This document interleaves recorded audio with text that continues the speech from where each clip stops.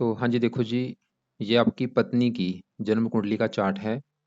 इसकी बनी है वृश्चिक लगन की जन्म कुंडली। इसके देखो जी, आधे ग्रह मुझे अच्छे लगे हैं, आधे ग्रह खराब लगे हैं। और ये अभी आपको मैं पूरा विस्तार से बताऊंगा, और आपका जो सवाल है संतान को लेके वो भी आपको मैं बताऊंगा। तो ये चीज़ें बताने से पहले आपको मैं थोड़ी सी पहले बेसिक जानकारी बताऊंगा, बेस की जानकारी, ताकि आपको जो मैं भविष्यवाणी बताने वाला हूँ वो अच्छी तरह से आपको समझ आ जाए। तो बेसिक जानकारी ये है कि जो कुंडली होती है, इसमें टोटल 12 ग्रह होते हैं। तो 12 ग्रह कौन से हैं वो आप एक बार समझो, वो मैं लिख भी देता हूँ। ये है आपकी पत्नी का पहला घर, ये इनका दूसरा घर है, ये तीसरा, ये चौथा, ये है पांचवा घर, ये छठा, सातवां, आठवां, नौवां, 10वां, 11वां और ये 12वां घर। अब देखो, पहला घर जो है इस जातिका का शरीर है, मतलब आपकी पत्नी की हेल्थ कैसी रहेगी, उसका स्वभाव कैसा होगा, उसकी पर्सनैलिटी कैसी होगी, पहले घर से देखेंगे। दूसरा घर आपकी पत्नी के धन जोड़ने का है कि वो धन कितना जोड़ेगी। तीसरा घर इनके छोटे भाई बहन कैसे होंगे। चौथा घर इसकी माता, मकान, वाहन का। पांचवा घर है इसके बच्चों का कि बच्चे भाई कितने होंगे, कैसे होंगे। छठा घर शत्रु रोग कर्जे का। सातवां घर है पत्नी का, इसके पति का। आठवें घर से इसकी उम्र कितनी होगी। नौवें घर से इसका भाग्य कैसा होगा। 10वां घर कामकाज का है। 11वां घर लाभ। और 12वां घर इसके जो खर्चे होंगे वो कैसे होंगे, कहाँ पे होंगे। तो आपने देखो जी, दो चीजें नोट कर लेनी है। एक तो जो मैंने 12 घर बोल दिए हैं वो आपको वो लिख भी दिए हैं मैंने, वो याद कर लो। पहला काम ये। दूसरा काम मैंने आपको बोला कि 12 घरों से कुछ ना कुछ देखा जाएगा, वो याद कर लो। अब देखो जी, आपका जो भी सवाल है वो कुंडली का घर देखना है। जैसे कि अगर आपका सवाल आपकी पत्नी के काम काज को लेके है, तो 10वां घर देखा जाएगा। और 10वें घर में क्या लिखा है, 5 नंबर। 5 नंबर सिंह राशि है, मालक है इसका सूर्य है। तो काम काज के लिए 10वें घर के मालक सूर्य को देखना पड़ेगा। ऐसे ही ये 7वां घर इसके पति का है, तो इसका पति भाई कैसा होगा, उसके लिए 7वां घर देखेंगे। और 7वें घर में लिखा है 2 नंबर। 2 नंबर है वृष राशि, मालक है शुक्र। तो पति के लिए 7वें घर के मालक शुक्र को देखना पड़ेगा। मतलब मेरा ये है कि जो भी कुछ देखना है कुंडली का वो घर देखो। उस घर का एक मालक बना होता है, मालक को देखना पड़ता है कि मालक कौन है, वो कैसा है, कहाँ बैठा है। अब देखो जी, बात करते हैं भविष्यवाणी की। आपने मुझे एक सवाल लिखा है कि आपके मतलब 18 साल हो चुके हैं, विवाह हो चुका है, लेकिन आपको संतान का सुख नहीं मिला। वो कारण क्या है, क्यों नहीं मिला। तो अब देखो जी, वैसे संतान के लिए पति पति दोनों की कुंडली देखनी होती है। दोनों की कुंडली देख के डिसाइड होता है कि कारण क्या है। अब आपकी मैं पत्नी की कुंडली के हिसाब से आपको बताऊंगा कि वो कारण क्या है और उसको आपने कैसे सही करना है। अब देखो, मैंने आपको क्या बोला है कि 12 घरों से कुछ ना कुछ देखा जाएगा। जैसे कि तीसरा घर छोटे भाई बहन, चौथा माता का घर है, और 10वां घर काम काज का, 11वां घर बड़े भाई, मतलब 12 घरों से कुछ ना कुछ देखा जा रहा है। अब संतान का घर कौन सा होता है, ये 5वां घर होता है, संतान का घर। इसकी संतान के लिए 5वां घर देखेंगे। और 5वें घर में आपको दिख रहा है कि 12 लिखा हुआ है। 5वां घर है संतान का, 5वें घर में 12 लिखा है, 12 नंबर है मीन राशि।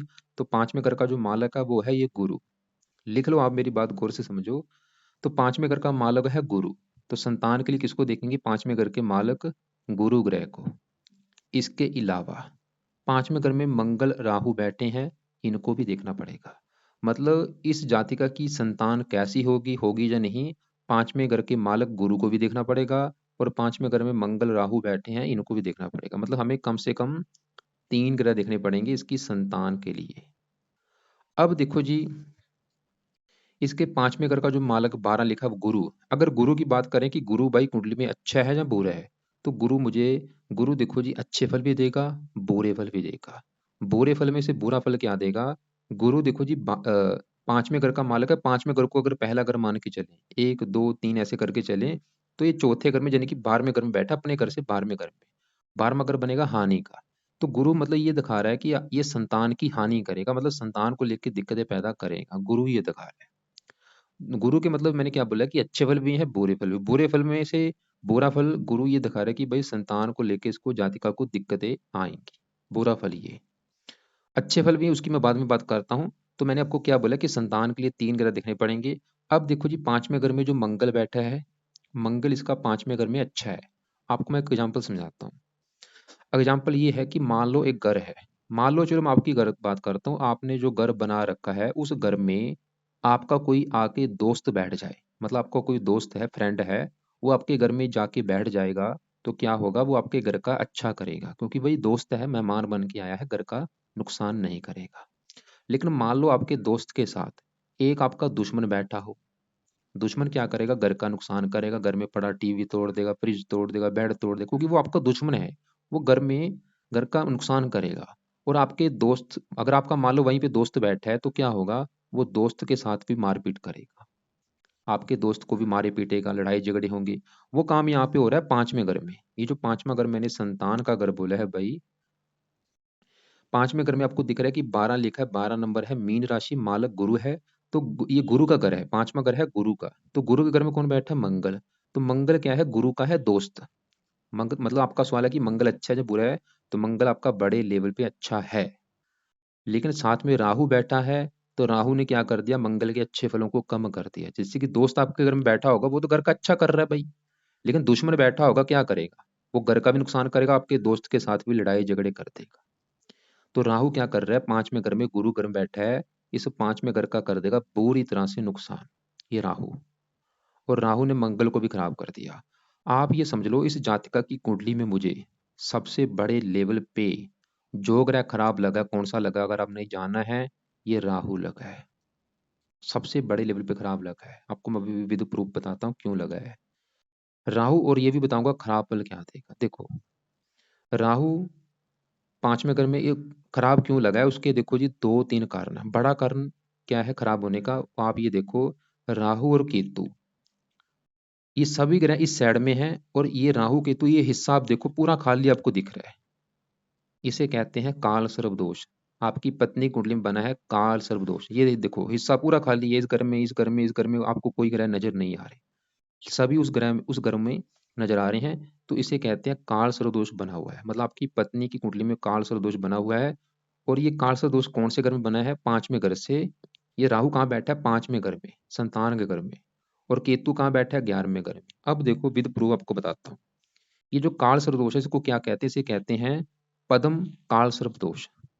आपको समझ आ चुकी मैंने क्या बोला है, कि राहु किस घर में बैठा है, पांचवें घर में, जो कि संतान का घर है। केतु बैठा है 11वें घर में। तो काल सर्प दोष बना है, कौन सा काल सर्प, ये यहाँ पे देखो, पंचम भाव से एकादश भाव, एकादश को कहते हैं 11वां भाव तक सब बनने वाला काल सर्प योग को पद्म काल सर्प योग कहते हैं। और पद्म काल सर्प योग के कारण संतान का सुख नहीं मिलता। आपको समझ आ चुकी मैंने क्या बोला, कि जो पद्म काल सर्प दोष बना है आपकी पत्नी कुंडली में, इसका क्या नुकसान होगा, संतान का सुख नहीं मिलेगा।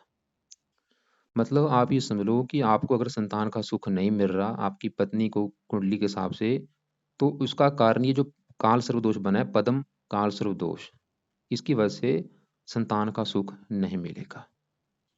अब यहाँ पे सवाल है, और यहाँ पे और बात है, यहाँ पे देखो जी, जो राहु है इसने मंगल को भी खराब कर रखा, वो बातें बात की हैं, क्योंकि आपका जो मेन सवाल है पहले मैं वो कवर करूंगा। बताने को काफी चीजें हैं यहाँ पे, लेकिन आपका पहले जो मेन सवाल, आपकी जो बड़ी दिक्कत है कि भाई 18 साल हो चुके हैं, संतान नहीं हो रही हो, जो कि बहुत बड़ी दिक्कत है। देखो जी, तो आपको क्लियर हो चुका भी संतान क्यों नहीं हुई, कारण क्या है, राहु का पांचवें घर में बैठना, संतान के घर में, और ऊपर से काल सर्प दोष बन चुका है। अगर मान लो ये दूसरे ग्रह साइड में होते, तो काल सर्प दोष ना बनता, आपको कन्या संतान होनी थी, पुत्र के सुख में कमी होनी थी। लेकिन ये जो पद्म काल सर्प दोष बना, इसकी वजह से क्या होता है, संतान नहीं होती। लेकिन अब देखो, जब आपको क्लियर हो चुका कि वो संतान ना होने का कारण है आपकी पत्नी की कुंडली में काल सर्प, पद्म काल सर्प दोष बन रहा है। लेकिन अगर आपने इसे राहु के उपाय कर लिए, तो ये दोष खत्म हो जाएगा, और आपकी संतान होगी। मैं लिख के दे रहा हूँ आपको, ऐसी मैंने हजारों कुंडलियां देखी हैं, जितने मर्जी डॉक्टर इलाज करा लो, सैकड़ों कुंडलियां मेरे पास आती हैं, जितना मर्जी डॉक्टरी इलाज करा लो, संतान नहीं होती। लेकिन अगर ये इस राहु को सही कर लिया, तो संतान होती है। बहुत सारी कुंडलियां देखी हैं। अब आप उपाय लिखो, और खाली देखो जी, राहु को अगर सही कर लिया, खाली ये नहीं कि संतान का सुख मिलेगा, हजारों फायदे होंगे आपकी पत्नी को। क्योंकि राहु ने मंगल को खराब कर रखा है, राहु लगन को देख रहा है, शुक्र शनि को भी खराब कर रहा है। तो अब राहु के आप पहले उपाय लिखो, आपने करने क्या क्या है। सबसे बेस्ट उपाय जो है वो लिख लो, वो है आपकी पत्नी ने राहु के मंत्रों को सिद्ध करना है। इसके मंत्रों की संख्या है 18,000। ये 18,000 मंत्र पूरे करने के बाद सिद्ध हो जाता है।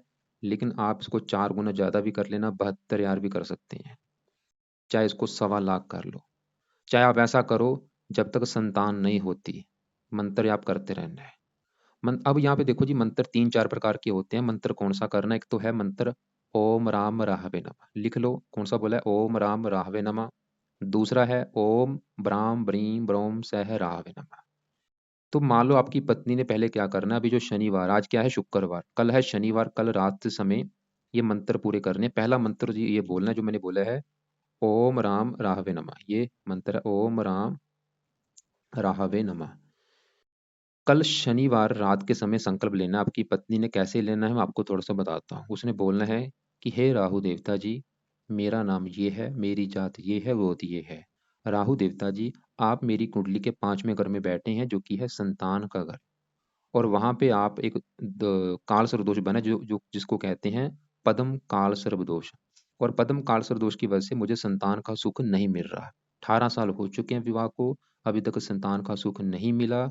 और मैं चाहती हूँ, अभी मुझे पता चला कि जो मेरी संतान नहीं हो रही थी उसका कारण आपका 5वें घर में बैठना, संतान के घर में, और पद्म काल सर्वदोष बनना है। तो प्लीज आपसे रिक्वेस्ट है कि मेरे जो भी पिछले कर्मों की वजह से ये मुझे संतान का सुख नहीं मिल रहा था, लेकिन अभी आपसे मैं निवेदन करती हूँ, आपके मंत्रों की जो संख्या है वो मैं पूरी करूंगी ताकि मुझे संतान का सुख मिले।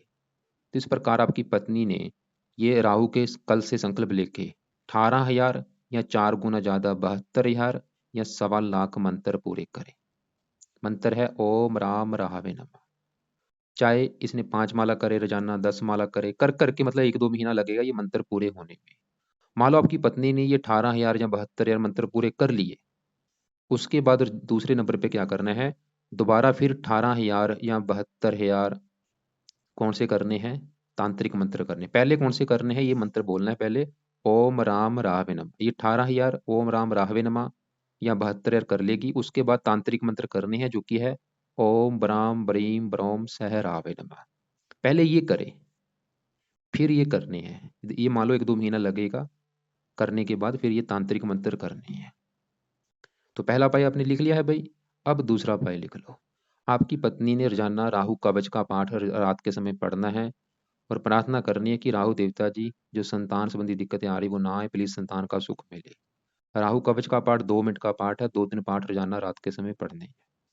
तीसरा उपाय लिखो, राहु स्रोत का पाठ आपकी पत्नी ने पढ़ना है। तो राहु के मंत्रों को सिद्ध करना जो कि सबसे बेस्ट उपाय है। और बाकी राहु कवच का पाठ, स्रोत का पाठ रात के समय पढ़ ले। संस्कृत में वो पाठ है, अगर आती है पढ़ ले, नहीं तो ऑडियो लगा के सुन लिया कर। चौथा उपाय आपकी पत्नी ने जो करना है वो है राहु का दान करना है। और दान इसका है सतनाजा, 7 प्रकार के अनाज होते हैं वो दान करना है, और वो दान रोजाना करना है। और इसके अलावा भी राहु के कुछ दूसरे भी दान है, वो आपको मैं वीडियो अलग से भेज दूंगा, वो क्या दान है वो आप देख लेना। और एक आपको मैं राहु की 25 उपाय वाली वीडियो को भेजूंगा, उसको भी आप देख लेना। और यहाँ पे देखो जी, जो ये पद्म काल सर्वदोष बना है, इसकी वजह से शांति होती है। और ये क्योंकि यहाँ पे जो लोकल पंडित होते हैं उनको इतना ज्यादा नहीं पता। आप कोई ऐसा पंडित देखो जहाँ पे ये आप काल सर्वदोष की शांति करा सको 2-3 बार। लेकिन अगर आप पहले, आप बाद में कराना, पहले आप खुद करके जो मंत्र आपने कर लिए, क्या पता आपका 1-2 महीने में आपको रिजल्ट दिखना शुरू हो जाए। तो मंत्र सबसे पहले मंत्र आप खुद करो, ये बाद में कराना। और आपको मैंने अभी विद प्रूफ बोला है, दिखा भी दिया है कि आपका जो संतान का सुख नहीं मिल रहा, कारण आपको मैंने बोला है पद्म काल सर्वदोष की वजह से संतान का सुख नहीं मिलता।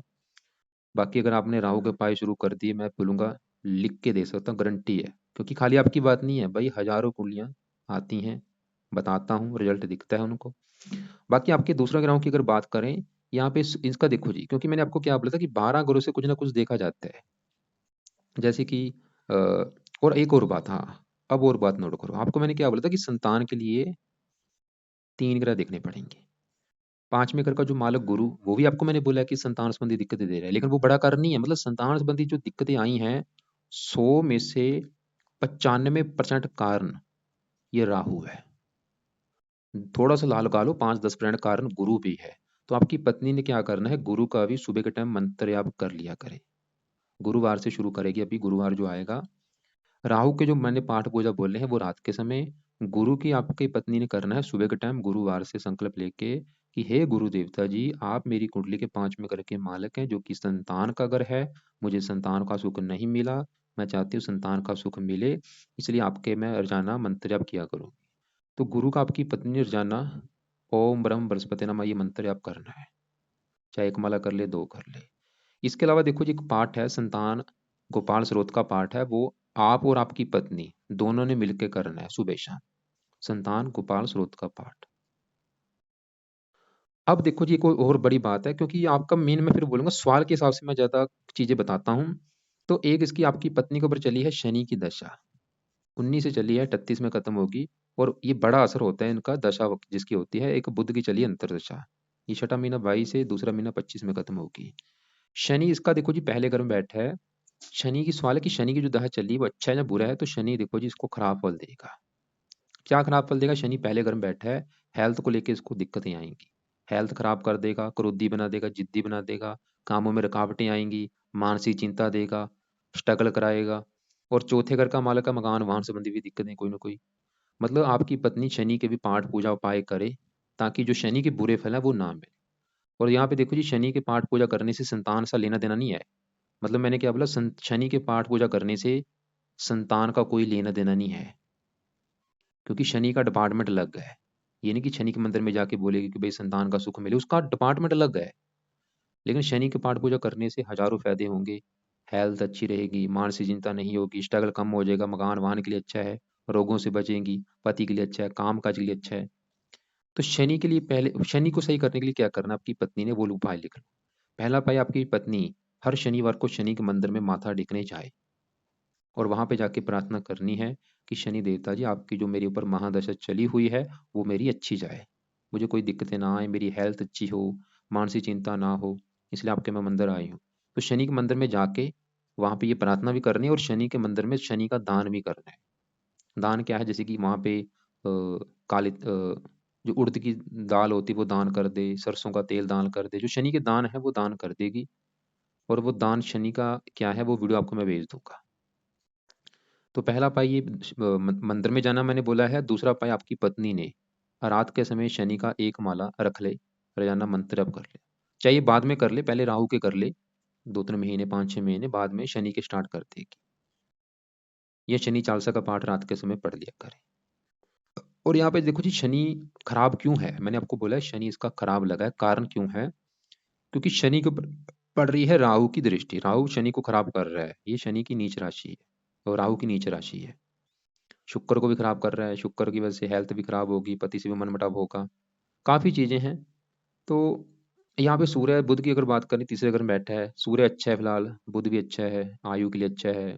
गुरु के जो बुरे फल थे मैंने बोले थे संतान के रिगार्डिंग, लेकिन अच्छे फल क्या है, उम्र लंबी, काम काज के लिए अच्छा है। तो मैं देखो जी मैं फिर बोलूंगा, ज्यादा यहाँ पे मैं आप बताने को काफी चीजें हैं पाठ पूछ, कि ये भी कर लो वो भी कर लो, क्योंकि आपका पहले जो मेन सवाल है, मेन दिक्कत है, उसके ऊपर मैंने ज्यादा फोकस किया है, वो आपको समझ भी आ चुका है। क्या क्या मैंने बोला है कि राहु के आपकी पत्नी ने मंत्रों को सिद्ध करना है, पहले सामान्य मंत्र कर लेगी, फिर तांत्रिक मंत्र करे, और साथ में राहु कवच का पाठ, स्रोत का पाठ करना है, दान करना है।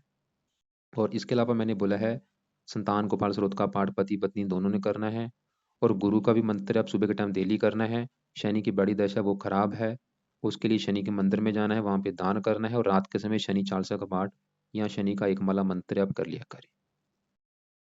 बाकी देखो जी आपका एक, आपने पूछा था कि भाई बिजनेस भी नहीं चल रहा, वो देखो जी आपकी कुंडली देख के पता चलेगा, लेकिन अगर आपके पास आपकी कुंडली नहीं है तो ऐसे पता नहीं चलेगा। तो वहां पे आप क्या करो, अगर आपके पास आपकी कुंडली नहीं है तो आपको मैं ये बोलूंगा कि आप, एक पाठ है नवग्रह कवच का पाठ, वो सभी 9 ग्रहों को सही कर देता है, तो वो पाठ आप अपने लिए करो। बाकी आप ऐसा करना, राहु के मैं दूसरे कुछ उपाय भेजूंगा कि मंत्र कैसे करना है, दान क्या है, वो सभी वीडियो आपको मैं अलग से भेजूंगा, उनको आप देख के मुझे शाम को कॉल कर लेना। चाहे आप कल दोपहर को 2-3 के बीच में कॉल कर लेना, चाहे शाम को 7-8 के बीच में कॉल कर लेना।